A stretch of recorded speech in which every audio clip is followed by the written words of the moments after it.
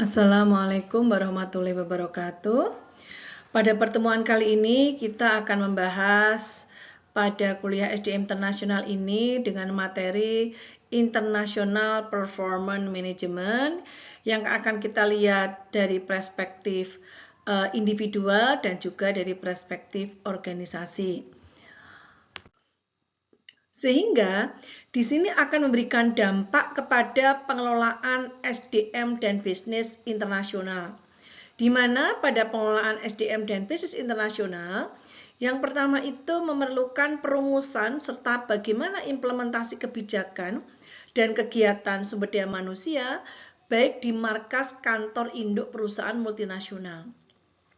Yang kedua itu adalah menjalankan kegiatan sumber daya manusia di cabang asing dari suatu multinational enterprises. Jadi yang disampaikan tadi bahwa ketika ada sebuah perusahaan mobil yang bermerek Mercedes-Benz itu berasal dari negara asal yaitu Jerman dan memiliki branch office di Singapura atau mungkin di Indonesia, maka di sini merupakan bentuk joint venture yang merupakan M&A dan memiliki cabang di beberapa subsidiaries di beberapa negara-negara lain untuk melakukan kegiatan operasional dari perusahaan tersebut. Sehingga di sini menjalankan kegiatannya SDM juga tidak lepas dari head office dan subsidiaries. Nah, ini yang sudah disampaikan ketika kita bicara di awal perkuliahan. Nah, kita lihat bahwa konteks ketika individual pekerjaan atau menilai pekerjaan-pekerjaan individu, maka di sini bisa kita lihat bahwa penilaian kinerja ketika diberikan kepada ekspatriat berarti terhadap manajer-manajer internasional ya. Di sini mesti akan melihat bagaimana komponennya, misalkan tingkat kesulitan penugasan, lalu mempertimbangkan evaluasi penilaian manajer di tempat daripada manajer di tempat asal ya, karena negara lain begitu. Lalu jika manajer di tempat asal melakukan penilaian aktual tertulis, berikan nasihat latar belakang selama proses penilaian ya. Lalu juga perlu adanya modifikasi kriteria kinerja karena kalau ketika penugasan di negara asing ya mestinya akan ada modifikasi sehingga tidak merugikan pihak ekspatriat itu. Lalu juga jangan hanya menilai manajer ekspatriat dari segi kriteria, tapi juga dapat dihitung dengan yang lainnya dengan kemampuannya untuk bisa meningkatkan laba.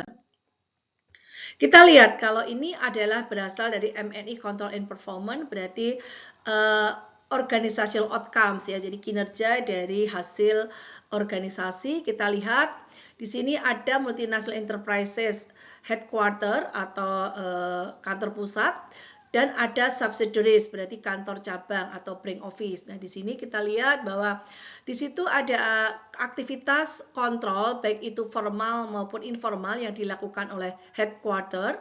Setelah itu akan memfokuskan kepada standarisasi dalam praktek-praktek sosialisasi dan compliance di dalam penerapan norma-norma dan nilai-nilai. Dan setelah itu adalah melihat pada global mix of strategic outcome and result, ya bagaimana keberhasilan indikator-indikator kinerja organisasi yang sudah ditetapkan bersama antara MNI headquarter maupun MNI subsidiary sehingga mereka akan mampu memunculkan atau menghasilkan sebuah indikator kinerja strategis yang itu akan memberikan dampak kepada kinerja organisasi yang akan dicapai oleh para manajer, di mana para manajer pencapaiannya akan dibantu oleh para staf dan komunitas yang ada dalam organisasi itu sesuai dengan bidangnya masing-masing. Lalu kita lihat bagaimana manajemen kinerja yang kita lihat dari perspektif individu secara pegawai internasional. Kita lihat di sini variabel affecting expatriate, jadi variabel-variabel kinerja pegawai terutama ekspatriat itu paling sulit itu adalah akan dilihat dari cultural adjustment-nya ya, baik dirinya maupun family-nya. Yang kedua adalah dari host environment-nya. Yang ketiga bagaimana support dari MNI headquarters-nya. Yang keempat adalah berasal dari tugas-tugas yang harus dia jalankan atau job desk yang harus dijalankan ataupun tupoksi yang harus dijalankan. Dan yang berikutnya adalah compensation package. Jadi dampak dari kinerja jika memang itu ada komponen variable salary, ya remuneration-nya ada komponen fixed salary atau basic salary plus variable salary, maka compensation package-nya ini akan sangat menguntungkan kalau dilihat dari perspektif kinerja. Karena kinerja itu adalah apa yang dia kerjakan, maka dia akan mendapatkan value lebih, dan dengan value itu maka outcome-nya adalah berupa kompensasi, yaitu berupa reward, berupa kompensasi rewardnya berupa finansial. Nah, inilah yang merupakan bentuk bahwa sekarang yang dinamakan dengan variable salary atau merit system, ya, ini sangat dibikin atau sangat menjadi pertimbangan untuk organisasi-organisasi, karena di sini akan menguatkan bagaimana orang itu bekerja dengan baik dan bisa bekerja melampaui ataukah hanya bekerja sedang-sedang saja.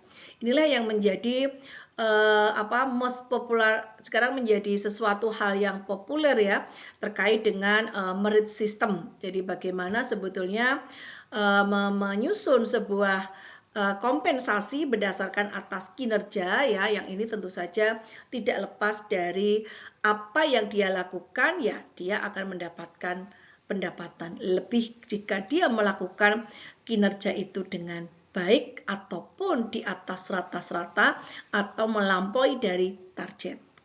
Mungkin penjelasannya tidak akan saya jelaskan secara detail karena sudah saya jelaskan di awal ketika masuk kuliah.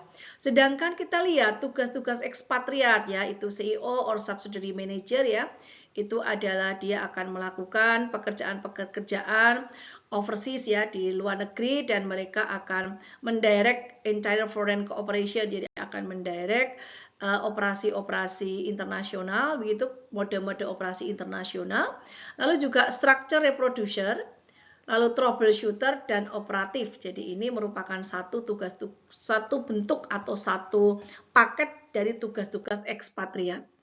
Tipe-tipe ekspatriat di dalam penugasan itu technical 5-10%, development itu 5-10%, ini merupakan in-country performance and acquisition of local understanding by assignee. Strategic 10-15%, high profile activities for developing global perspective.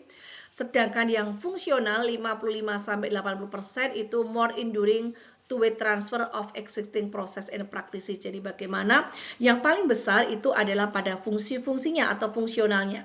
Karena harus melakukan target-target atas fungsi-fungsi yang dilakukan oleh manajer, misalkan manajer operasi, manajer keuangan, manajer SDM, manajer marketing, itu disesuaikan dengan best practice yang mereka miliki secara kompetensi untuk bisa mengimprove, ya, kinerja individu, otomatis mengimprove kinerja unit, dan yang lebih besar adalah mengimprove kinerja organisasi. Sehingga bisa kita lihat peran bagaimana konsep peran dari PCN atau foreign country nationality, di mana ini sebagai bentuk dari headquarter-nya yang akan berkomunikasi kepada subsidiaries, ya, atau host country, sehingga ini akan menghasilkan hasil-hasil secara fungsi-fungsi atau tugas-tugas manajer-manajer yang berkapasitas sebagai ekspatriat untuk menghasilkan sebuah kinerja organisasi secara internasional dengan baik. Ini juga TCN role conception, jadi ini dari country nationality, berarti manajernya itu berasal dari negara ketiga, yaitu bukan berasal dari negara asal perusahaan itu maupun dari negara hostnya, tetapi justru dari negara lain yang memang memiliki kompetensi. Nah, lalu juga ini yang menjadi tantangan, itu adalah non-expatriate performance management challenges, ya.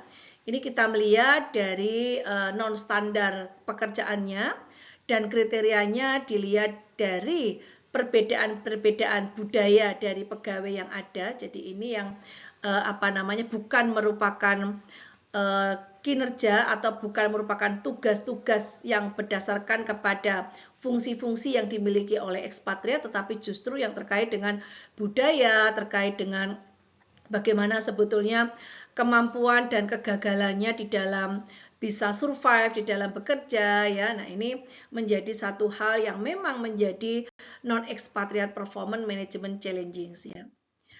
Lalu juga performance appraisal di international employees, kita melihat pertama pasti pada kriterianya, apakah ini kinerjanya hard competence atau soft competence ya, dan juga kontekstual goal-nya dengan diadakannya kinerja ini. Lalu juga bagaimana menghubungkan antara penilaian kinerja ya yang ada dari perusahaan headquarter, perusahaan asal dengan perusahaan host atau subsidiaries-nya atau kantor cabangnya. Bagaimana juga menstandarisasikan atau membuat form-form penilaian yang custom ataukah yang terstandar.